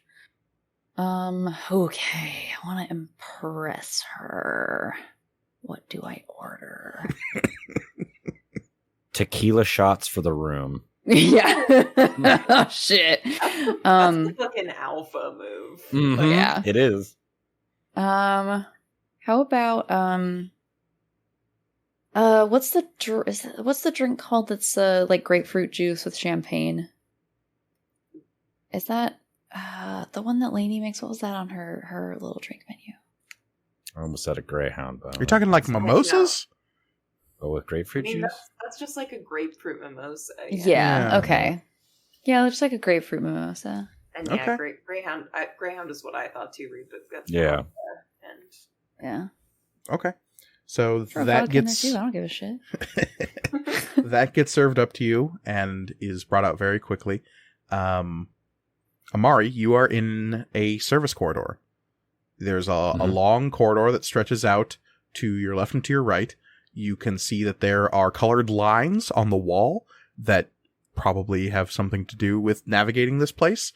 You don't know what the colors mean, but there is a red, a blue, and a purple. I like red. I do like red. But yeah, let's go purple. Okay, purple goes to the right. Let's go to the right. You head off towards the right. The other two lines go back the other direction. So- Okay. Heading off that way, you hear the door flapping behind you as somebody comes back into this corridor as well, but then, like, glancing over your shoulder, you see they're going very quickly in the opposite direction. They seem to be the server that had just been talking to Shay. Heading off down the purple line, you find yourself moving towards a large open space that seems to be in the intervening space between the hotel itself and the casino, because the two buildings are kind of conjoined, but this seems you seem to be somewhere in the walls between the two different buildings. Weird. Okay. Very like Disneyland behind the scenes kind of stuff. Got it. And you're passing doors to your left and to your right that you think open up into different alcoves or spaces in either the hotel or the casino. Are any of them marked? Or are they No. just like, okay. If you know, you know. Yeah, that seems to be the case, yeah. Do you keep on keeping on? Well, I feel like this isn't presenting what I necessarily want. If I keep going, it might, but I'm looking for some sort of like kind of like security hub, and for some reason I don't imagine it is just kind of like next to all of these access doors. You've only moved a few, like not very far. Oh, okay. Yeah. Well, then keep on going. Like if I've been like it's like 10 feet, then yeah, I'll keep going. Okay. Yeah. It is slowly curving to your right, so you think this whole place is cylindrical, and you know the casino is. So you seem to be going around the outside of the casino at this point. Okay. And eventually the doors on your left stop being apparent, so you think you moved past the perimeter of the hotel, and now you're just seeing entrances into the casino. And eventually you see the soft glow ahead of you of some kind of, probably screens of some kind. You think you're about to come around a corner into a larger space, but you don't know what's there. I will approach stealthily, maintaining my current like creeping along like the shadow. inside of the wall. You slowly peek your head around, and you can see that there is a large oval room. There's another corridor leading out on the opposite side of where you are, and it appears to be full of screen banks being monitored by Midrians in this place. And they're looking at all the different camera angles in this place, and there's 6 people in here. Okay. And occasionally like they monitoring. will touch a comm at their ear and say something softly into it, seeming to be talking to somebody on the casino floor.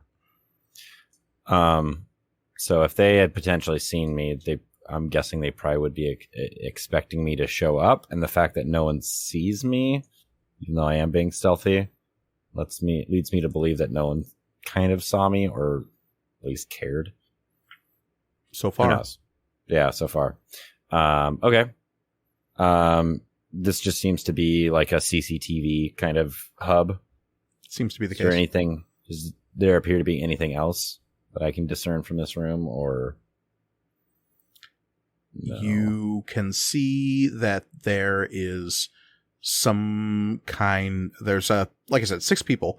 3 of them are facing north. 3 of them are facing south. So there's these big banks of monitors that they're both monitoring. If you were very, very careful, you could maybe slip between the two, because they both have the groups of 3 have their backs to each other. No talking, no friendship. But there's a low chatter in the room, and yeah, they seem to be monitoring the entirety of the casino. This seems to be purely dedicated to the casino, mind you. There are no cameras, at least in this space, that seem to look into the hotel. Okay. Well, if they're recording everything, it would be interesting if I could slip in and pick up the like hard drive for this specific date. Just kind of yank that out, but I don't know if that's exactly how. Again, that we're in high fantasy space land. I don't know if I can just pop in and just be like, yeah, it's that one right there. Yoink. There would probably be data chems that all of these are feeding into to save as a record, but finding exactly which cameras you would want, because there's probably multiple hard drives, as it were, for any given day. Okay. Well, let's not poke the bear in this specific instance, then. I will avoid this room. I now know where it is. Okay. Yeah, Listman, I know the hand gesture you're doing. Sneak up behind them and give them a neck massage. Right, yes, got it. Fatal neck massage. Fatal neck massage. Okay. Well, in that case, I will move on to I guess, a different color. Okay. Make Do my you way go back back. the way you came? Nah, I'm gonna keep going around. It's a Okay. circle. Yeah. You try to slip between the two sets of chairs, kind of like moving very quietly between Like these two a- sets of people. I'm a cat. Mm-hmm. I am stealth. I am wearing lots of black now. Uh-huh. You are literally. Oh, but there's so many jingly bits from your belt. They're weirdly not jingly. It's amazing. They've got protagonist and plot armor like vibes going on. Florian, you're aware now of the fact that Amari is gone. You don't know when he vanished. You don't know where he went, but he is no longer around. Shay, you are also aware of this fact. As you glanced around, you don't see him anymore. You are quickly served a drink, and there is a gracious nod from across the room where Ragna Favors and has detached herself from Declan finally and is beginning to start to talk to people in the crowd, and she seems to be slowly making her way towards you. Gotta make it look intentional. Yeah. Florian, you're pretty sure that Talihania is going to be the next person out of this game. She is not betting recklessly, but she's also not making any gains. So she's continually losing money during every ante and not really recouping those losses. Okay. I don't know. I would like you to give me a roll to see how well you are doing. Yeah. Can I use any skills to help myself out with that? I would, in fact, encourage it. That's good. Based on what you just said, I'm gonna have the skill be influence, because I'm assuming, I think I'm like kind of reading the flow of the game and like trying to put pressure like on people when necessary. And I'm also gonna toss a little Aether on there, because I don't really want to lose all of our money.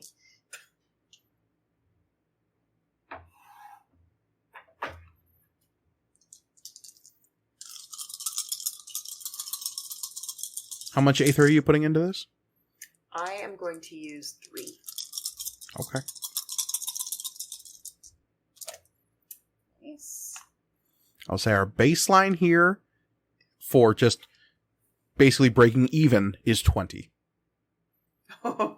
Okay. I'm beyond that. Let's see. That's 20 plus 12 is 32. Okay. You are doing well. Even as far as all of this goes, you're getting the best of Miss Hania as well as Shorts on a regular basis. Declan is a cagey player. He never tries to outstay his welcome in a given hand. And he seems to be very good at reading people's tells. You don't even know if you have any tells, but he seems to be at least aware of when you're bluffing. And Is he giving up anything? Like, I don't know, is one eye bleeding occasionally? if he has any obvious tell, I mean, he doesn't have any obvious tells, but if he has any tells, you haven't picked up on them yet. Okay. So saying he's a robot. The one who resembles a robot is the ogre. He has given away nothing, and in equal measure has lost hands and won hands with a robotic stoicism that is beginning to become unnerving, honestly. As you're continuing to play, it, like I said, quickly becomes obvious that Tali is going to be the next player to go out, and she is very aware of that fact, but she is still playing with a kind of curled smile at her lips. She seems to be here for the enjoyment of the company and being seen, not necessarily because of any kind of monetary gain. I was just about to ask, it's like, it doesn't seem like she's panicking about losing money at all. No. Seems like everyone that who's here hegemony can afford money. it. Yeah. Yeah, I was gonna say if she's hegemony, then okay. She will begin asking, as it becomes clear that she's probably going to be the next player out, if your business interests take you as far as Vast Plain. I have not had the pleasure myself, though I do have a number of acquaintances from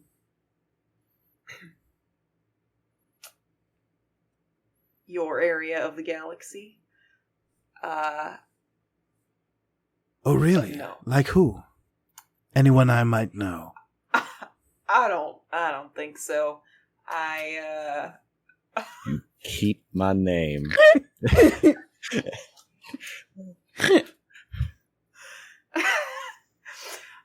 No, yeah, I do not mention Amari by name. I'll just kind of like talk around, Okay. No, who? Little old me? No, I don't know anybody famous from Vast Plain. More rough and tumble types is who I hang out with. Declan will say, "You know who I saw here earlier?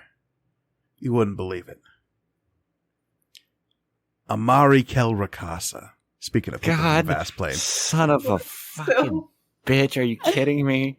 I didn't think it was him at first, but I double-checked, found his picture online. Sure enough. He was around here somewhere, just not too long ago. I don't know where he got to. What? I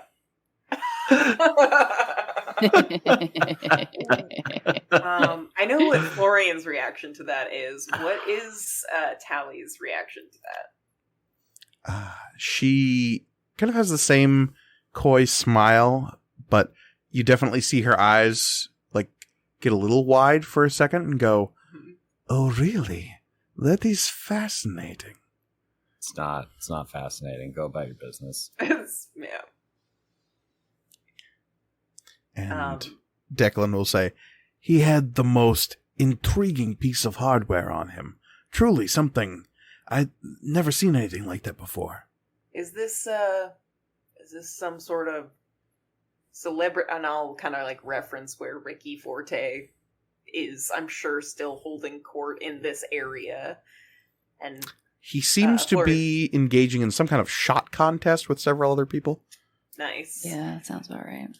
Yeah, this Amari, is he some sort of like famous person? And Miss Hania will kind of glance down at her cards and fold kind of offhandedly, losing the last of her chips. And she will say, "Celebrity is maybe putting it strongly.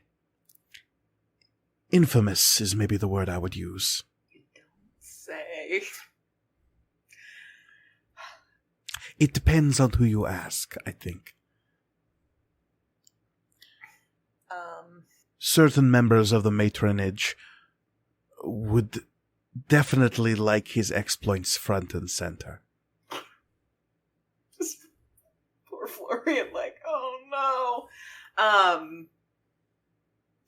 But no, Florian will just kind of politely nod and like, okay, interesting. And I think that is me. So, I hope you all have a good rest of your evening. I think that will do it for me, though. Mr. Florian, Mr. Declan, Mr. Shorts. And she will stand up and leave. And then there were 3. And as the dealer calls for a short break, as the rest of you split up your chips, he announces that the antes will go up in the next phase, and you can readjust your seating so it's not so awkward and stilted anymore. Oswald. Yes. A voice has called out. Mm-hmm. Declan, is that you? Room service. Is somebody there? And as you watch, a tall, black-eyed woman will come out from the room and you see the robe-clad form of Ragna Favorsend look at you muzzily and say, "I don't think you work here." And I think we will have to figure out what that means next time. Because as always, you can find us online at MatcomRPG on Twitter and Instagram. You can also email us at materialcomponentsrpg@gmail.com. We always love hearing from all of our listeners. You can find me on Twitter at CryOutOlivia. I am always there talking about D&D and other RPGs and also just a lot of other nerd stuff. So come hang out. You can find me on Twitter at Elliot C. Lewis. I'm an illustrator and graphic designer, doing a lot of tabletop RPG and other fan art. You can also support me on Patreon and Ko-fi. Links to both of those are in my Twitter profile. You can find me at The Readamus on Instagram and Twitter, where I post jokes and lots of photos of nature, so come check it out. And you cannot find me on social media, but what you can do is support our show by rating and reviewing it on whatever platform you're listening to it on. Please, please, please do so. Indeed, and finally, you can find me personally on Twitter and Instagram at MKGorgoni, where I'm always happy to talk about all things material components. But as always, the world is chaos, so please, be kind to each other. Goodbye, everybody. Goodbye. Bye. Goodbye. Bye.